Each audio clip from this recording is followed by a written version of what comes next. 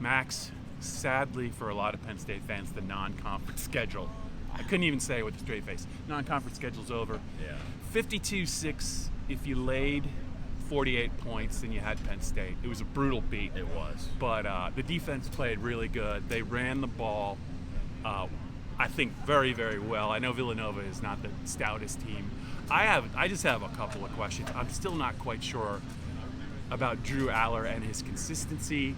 And Max, I'm sure there are reasons for it, but I do not understand why the best running back isn't the most heavily involved in the running game, and that would be Kaytron Allen.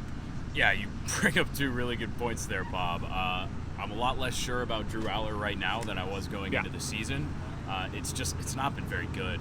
And it was another example of the touchdown he threw to Trevor Pena was gorgeous. It was. It was a really good ball right down the seam. It was like 99 on the Jugs gun. Yeah, and then he goes out and the interception he threw was horrendous. And he had another one that should have been intercepted. He had 3 or 4 today that should have been intercepted.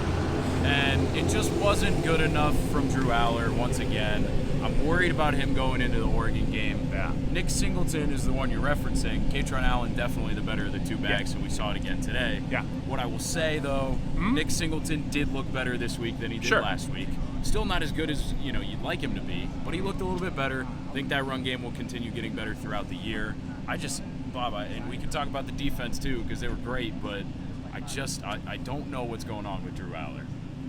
It's been, we talked about it on the podcast, you see flashes of brilliance, but you just don't see the consistency you expect to see from somebody as talented as him, who's now in his 3rd year as a starting quarterback. The wideouts have been upgraded. I know they missed Tyler Warren, but the tight ends they have are plenty good enough. Yeah. It just seems just very, very erratic, and it's not going to bite you against the Villanovas and the FIUs and the Nevadas of the world.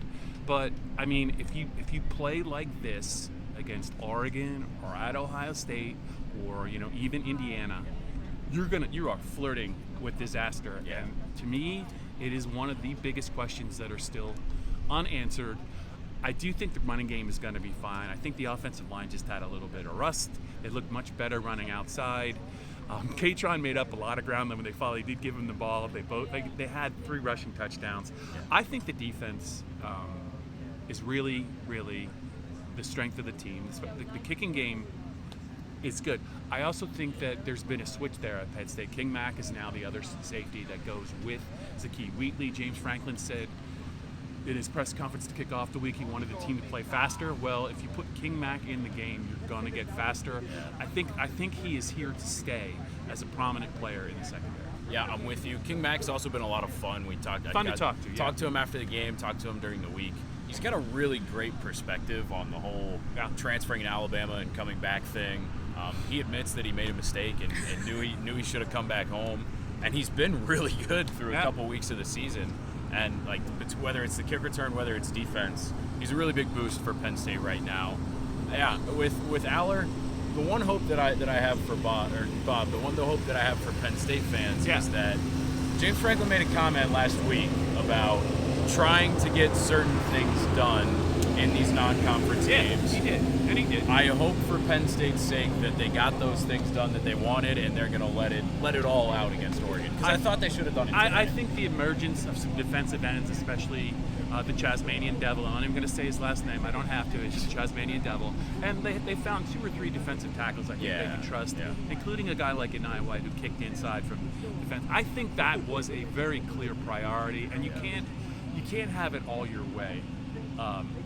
In the non-conference schedule. I would just also say this.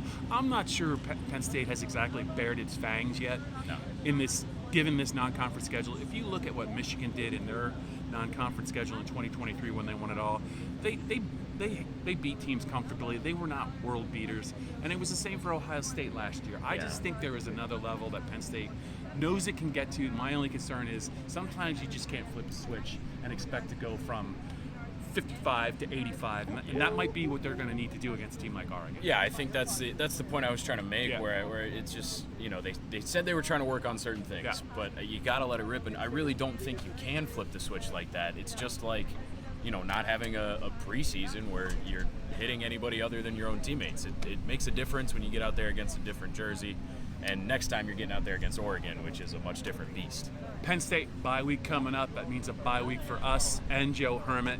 The tractor guy is out of the way. Joe's got a smile on his face. So we'll probably talk to you at some point soon, either via podcast or after a practice. But the next game won't be till September 27th, and it's a pretty big one. It's a huge one.